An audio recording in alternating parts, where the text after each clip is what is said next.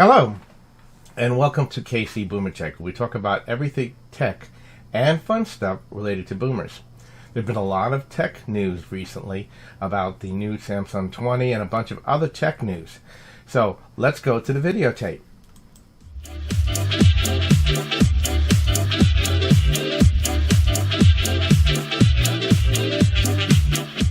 Recently, there's been a lot of tech news in the past few months, and a lot of interesting subjects. So I'm going to be talking about that, but I'm going to rant and rave about some of the things that I don't like about the new technology and how it relates to boomers. Well, first thing, let's talk about what is a boomer. A boomer was someone born between 1946 and 1964. And there's been more tech invented in my era than any other era combined. You know, we started with the black and white TV, then we got color, then we went to our first PCs, the first desktop computers for the first time. We had Atari, we had Nintendo, and then first came the cell phone. Now today we jump forward. We have small PCs, we have the wonderful cell phones, smartphones. In fact, today, if you don't have a smartphone, a lot of times companies won't hire you. It's amazing. You have tablets, GPS, fall detection for seniors, Wi-Fi, robots. It just has amazingly gone out of this world. But with that, we have the release of the new Samsung cell phones and a few others. And the big thing right now with the smartphones is they put in extreme cameras into them, competing into the digital camera market. The problem is they have some issues. The other thing is they have displays that are almost as large as 7 inches, which makes them almost like tablets. And they have powerful processors like never before. And they have a lot of RAM. Some have 128, some have 512. That's incredible. But they come with a heavy price. And that heavy price is that some of them can be as expensive as $1,500. Yes, they have a lot of devices plugged in. Yes, you have all the convenience of having an all-in-one device. But if something goes wrong, you have a problem. The other thing I notice is that I have my DSL camera, and I have a smaller one that fits in my pocket. And when I want to protect the lens, I put the camera lens cover over it. I have the other one. The lens comes back inside. The door closes. My lens is protected. There's no protection on these cameras, which leads me to what happened to me. I have a Samsung Note 8, and I have it in a armor case, which gives it a good amount of protection.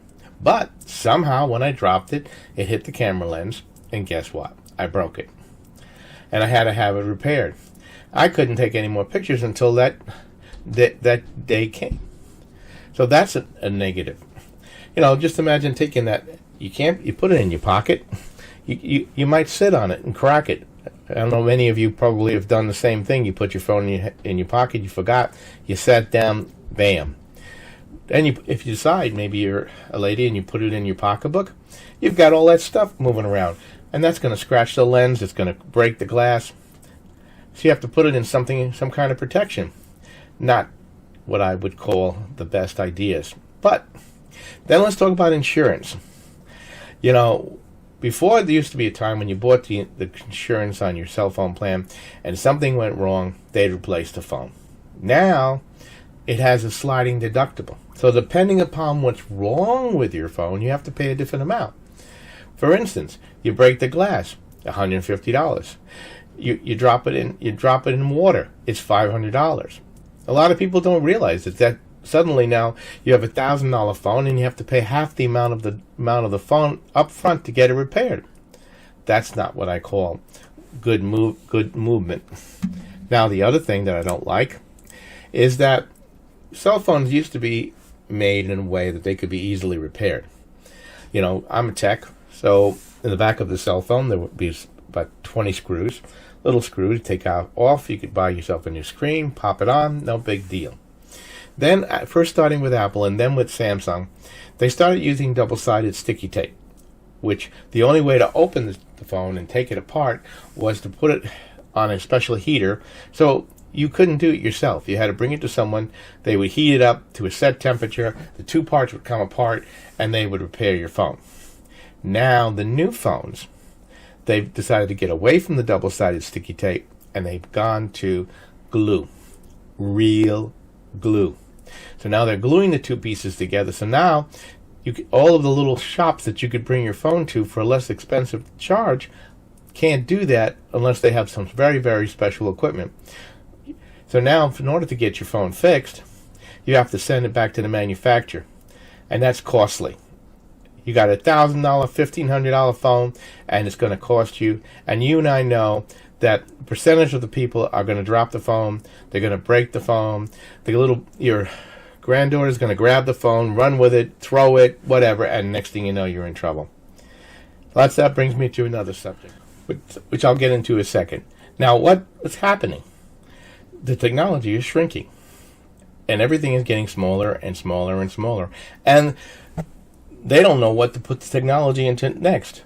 I saw Samsung had put a camera inside your refrigerator so that you could look inside and see how much food you have. Like, you really need to do that. They put all kinds of devices everywhere. Google's got your Google Chat, which has the little lenses on top. One of them has a show where you can talk to other people. That leads to my next thing what's been happening. If you've been noticing, the other day I went to Best Buy. Now, used to be when you went to Best Buy, there'd be rows and rows and rows of desktop computers, right? And some laptops. But now I had to go around the back to find the desktops. And now they have the laptops, but the amount of laptops on display is less and more for the tablets. So what I think is going to happen in the next 5 years, your laptop and your desktop are going to be disappearing. Because I have HP makes, and so does Levino, a little tiny PC. It's 4 inches by 4 inches by 1 inch wide. It's got 2 terabytes of hard drive space, got 8 gigabytes of RAM. It's a PC. And I put it behind my TV now, and I have it hooked up with a wireless keyboard, and I can sit anywhere in the room, search, Google, do whatever I have to do, type a letter, and I sit in front of my PC. So what's going to happen, I believe, is in the next 5 years, PCs will be gone. We'll be seeing that you buy your TV and we'll have a PC built in. It'll have the Roku or Google or whatever else is built in. I also think that as the streaming services continue to come out, I think someone's going to build an interface where you could connect to any of these streaming services. So that's where I'm going to end this particular episode. In my next episode, I'm going to talk about some of the other things, the medical breakthroughs that are coming through, and some of the things that are frightening me about what they're talking about doing. So until next time, please share, like, and subscribe to the channel. Please comment on anything that you would like to see me talk about. And until next time, you have a great day.